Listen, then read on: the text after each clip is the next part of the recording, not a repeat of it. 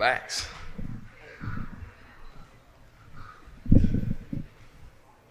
Hey Trae, as far as you were able to kind of look back on the season since we last talked to you in April, just what did you come away from, and what do you guys look to improve on?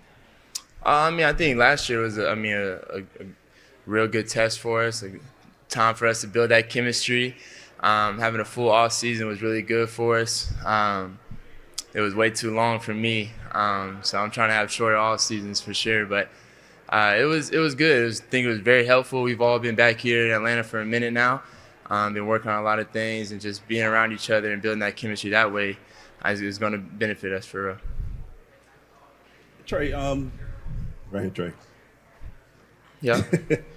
Do you feel, a lot of talk went about you not making the FIBA team and things of that nature. At this point of your career, do you feel like you still don't have the respect you deserve being one of the elite players in the NBA? Well, for sure.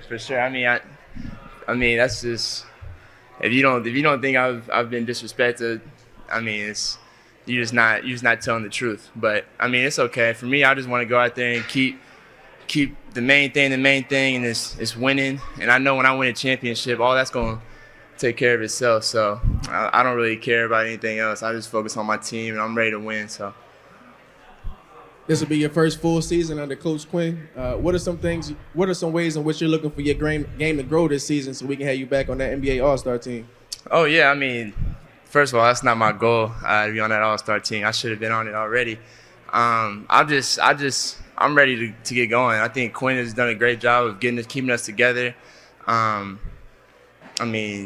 Getting us a full summer, just communicating, talking. I'm just ready to play. We were already a really good offense, but I feel like our offense is going to go to a whole another level, which is really scary. And then our defense, which needed to improve, is going to improve there too. So I'm just excited to start playing, and then all the work we've done over the summer is going to show. Trae, where do you feel as a leader you can grow the most with a rather young squad? I'm continuing to grow as a leader every day.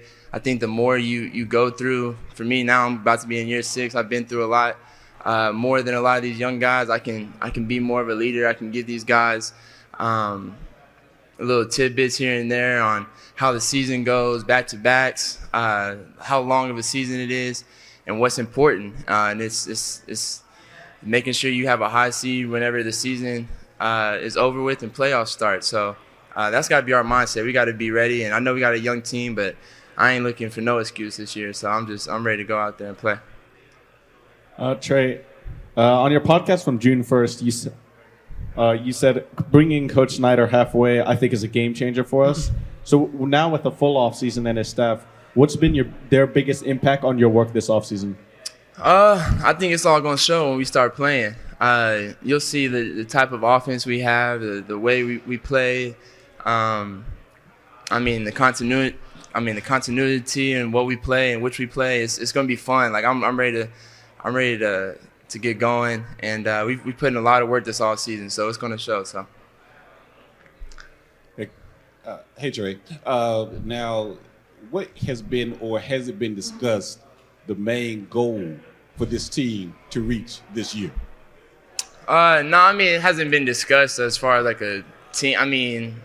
We haven't had like a full team meeting yet. I think training camp starts tomorrow. We'll have more of that, but I think every day we've just been focused on getting better. But as us players talk, like we believe we can go as far as we want to. So it's all about just putting in that work every day, which we've been doing, and being disciplined and being consistent with it throughout the whole year. It's not just about doing it 1 or 2 games or 3 games here and then falling off a game or 2. So it's about being consistent. So I think with us all being around here and me knowing what I know our team wants to achieve this year, I feel like we're going to do those things.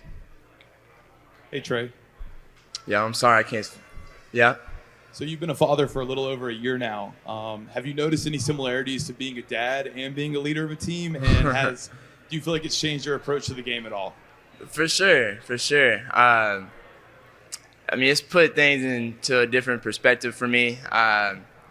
Obviously, like I've grown up, basketball is my all day, every day, and it's important. When I lose, I'm so hard on myself. When I play bad, I'm hard on myself, and I feel like everybody should be. But as a dad, like you just certain things matter more, and that ain't gonna change from what my job is and how important that is to me. But my son is my first most important thing to me right now.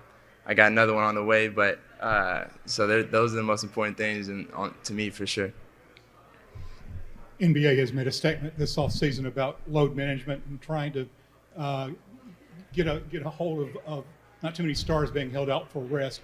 You very rarely miss a game, but do you feel a responsibility when healthy to be out there every game you can? For sure. I mean, I was kind of confused on why you'd be asking me that question, because I don't do no load management for sure.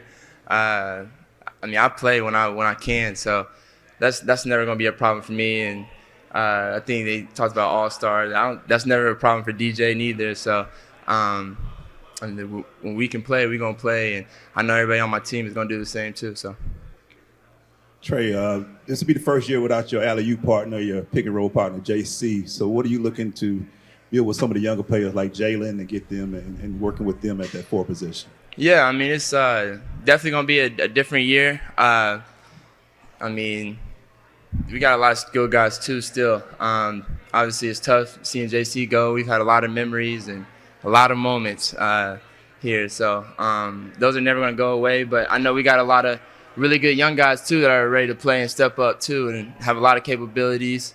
And, I mean, I'm just ready to play. Like, I know I may not get lobs to dunks, but they can still be lobs to layups now. So I got guys that'll go catch those right around the rim and finish it still. So I'm looking forward to still doing the same things I always do. Hey Trae, how does becoming more familiar with the deep details of Quin Snyder's offensive philosophies, how does that improve your ability to facilitate and create shots for your teammates? I think you'll be able to see. You'll be able to see this year. I mean, if you watch the Jazz play, one of the guys I hated guarding when I first got in the league was Mike Conley. And whenever he left Memphis and went to Utah, every time we played them, I hated guarding him. And I've known Donovan for a while, so I knew how tough that offense was to guard, and they had really good players in it too. But being around them, it makes sense on how when you play them. When they were number 1 seed, and they was really good in the Western Conference throughout the years. I mean, you can see why they were so good, just how detailed he is and what he brings. He makes sure everybody is held accountable from me to the bottom. So, that's what you want as a coach. You want everybody to be held accountable, and you want everybody to be pushed. And he's gonna make it a whole lot easier for me for sure. Sorry, it's been a lot of movement during the offseason in the Eastern Conference. So what are your thoughts on the current landscape of how the Eastern Conference shapes out? Can you say that again? I'm sorry. It's been a lot of movement over the offseason in the Eastern Conference. Yeah. What are your thoughts on the current landscape of the Eastern Conference? I mean, we got some good players that's came over to the East now. We got some guys that's moved teams in the East. That's cool. It's gonna be tough, but for me, I'm focused on my team and myself. Like, I don't really care what anybody got going on. I feel like if we do what we need to do, we're gonna be there at the end. And that's been my whole mindset all summer and preaching with my teammates. I know that's our whole team's mindset. I mean, it's cool. There's some really good guys in the East, and I'm not saying it's gonna be easy, but I definitely feel like we can do it. I mean, anything we put our mind to, and I feel like we have a chance. Hey Trae. When you first came into the league, it was Vince, Jalen, all those guys were here. Having vets like Wes, Patty, what's that like for you and young guys too? You saw what that was like for you having Vince. Yeah, no, for sure. I mean, the first day I met Wes, he gave me Solomon Hill vibes. And I know if y'all know him, y'all know I still talk to Solo now. He's one of my, closest vets that I've had. And you hear him every day. He's talking. He's been around the game for a minute, so you trust what he speaks and what he says. And first day he saw me, he told me he got my back, and that's something that when I seen Solo, that's the first thing I think of when I think of him. So just having Wes around, I know it's gonna be great for not only me but for the younger guys too, for the rookies and for the guys who are younger about to make big moves and more minutes for us. It's gonna be important to have guys like Wes around, and so I'm glad he's on our team now, for sure. Thanks, Trey. Got you. See y'all.